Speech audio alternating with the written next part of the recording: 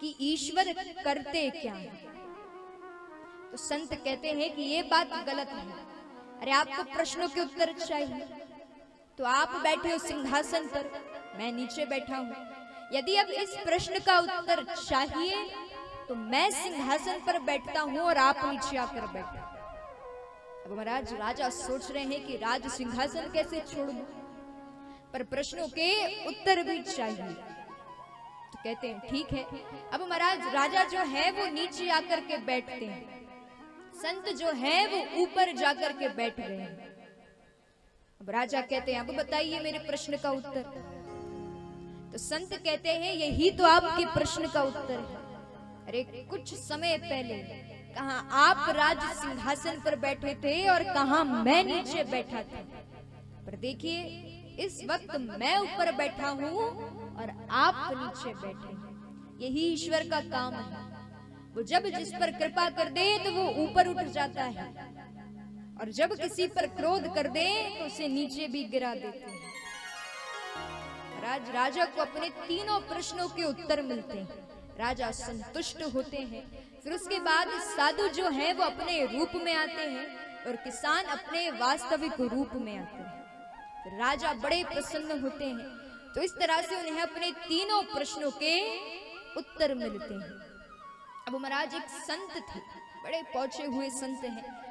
कहा जाता है कि ईश्वर उनसे मिलने के लिए आते हैं। तब ये बात एक व्यक्ति को पता चलती कि एक संत हैं, उनसे ईश्वर मिलने आते हैं। तब वो व्यक्ति उन संत से मिलने जाता है।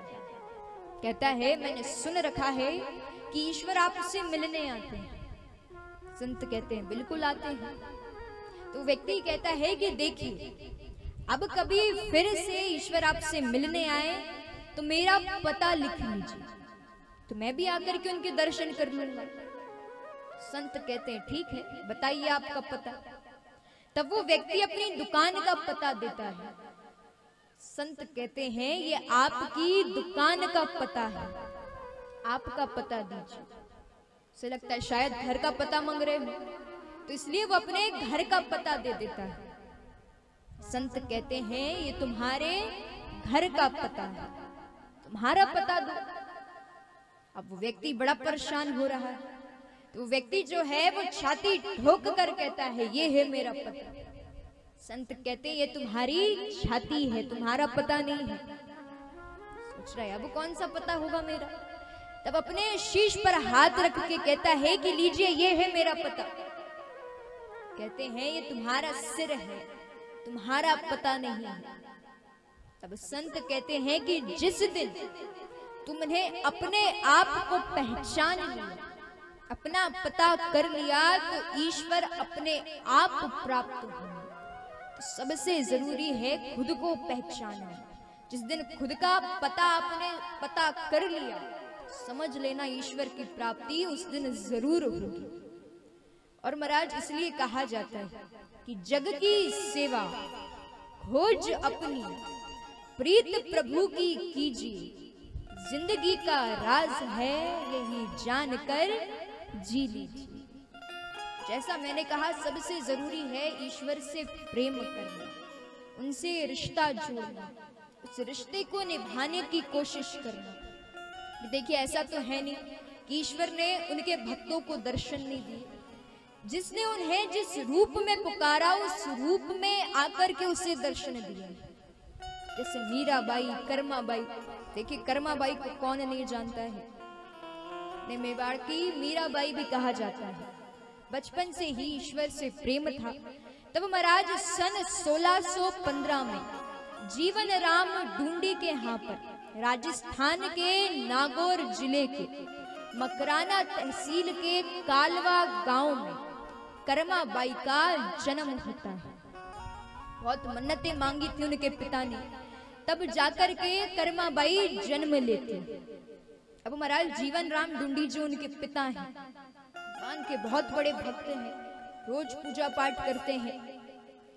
तो अब धीरे धीरे कर्माबाई बड़ी हो रही है, तो घर में ऐसा वातावरण है पूजा पाठ का, कर्माबाई का मन भी पूजा पाठ में लगता है।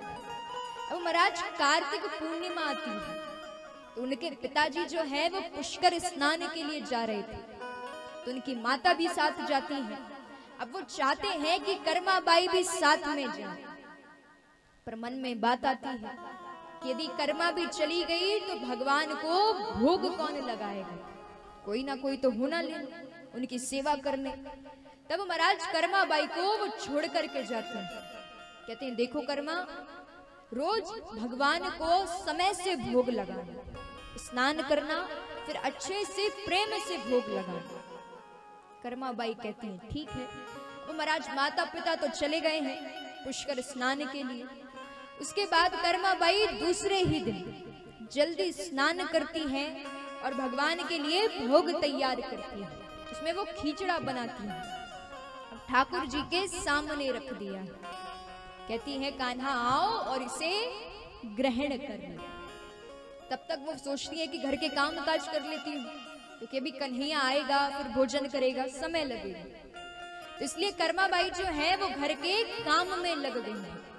अब काम करती है, फिर देखती है कि भोजन ग्रहण करा कि नहीं। तो वो जो उन्होंने थाली रखी थी वो वैसी की वैसी ही है, कुछ अंतर नहीं दिख रहा है। अब महाराज करीब शाम होने को आ चुकी है। अब कर्माबाई सोच रही है अभी तक ठाकुर जी ने भोग नहीं लगाया है। तो कर्माबाई फिर ठाकुर जी के पास जाती है, मूर्ति के सामने खड़ी होती है। कहती है कान्हा ये गलत है, अरे जब पिताजी भोग लगाते तो दौड़े दौड़े आ जाते, आज मैंने भोग लगाया तो ग्रहण नहीं कर रहे हो। कर्माबाई को लगता है कि शायद खिचड़े में घी कम हो, गुड़ कम हो, तो इसलिए वो और घी डाल देती है और ज्यादा गुड़ डाल देती है। फिर कहती है अब आओ और इसे ग्रहण करो। अब महाराज बहुत देर बीत चुकी है पर ठाकुर जी भोग ग्रहण नहीं कर रहे हैं। अब कर्माबाई शिकायत करने लगी, देखो कान्हा ये गलत है, जब तक तुम भोग ग्रहण नहीं करोगे तब तक मैं भी ग्रहण नहीं करूंगा।